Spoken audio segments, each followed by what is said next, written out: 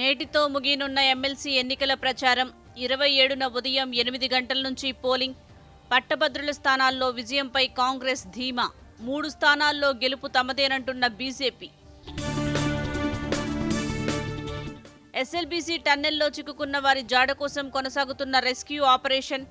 NDRF సైన్యంతో సింగరేణి, హైడ్రా బృందాల ముమ్మర ప్రయత్నాలు.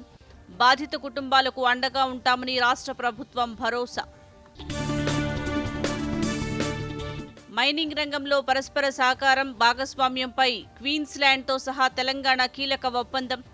భారతదేశంలో కీలక ఖనిజాల మైనింగ్లో తెలంగాణ ప్రధాన భూమిక పోషిస్తోందన్న బట్టి విక్రమార్క.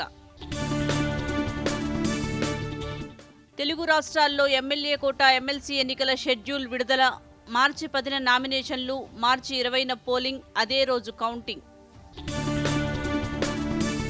19వ విడత కిసాన్ సమ్మాన్ నిధులు విడుదల. 22,700 కోట్లు రైతుల ఖాతాల్లో జమ. ప్రపంచంలోని ప్రతి వంటగదిలో భారతీయ రైతు ఉత్పత్తి ఉండాలని ప్రధాని మోదీ పిలుపు. శివరాత్రి వేడుకలకు ముస్తాబవుతున్న శైవ క్షేత్రాలు. రాష్ట్ర వ్యాప్తంగా ప్రత్యేక బస్సులను నడుపుతున్న టీజీఎస్ఆర్టీసీ.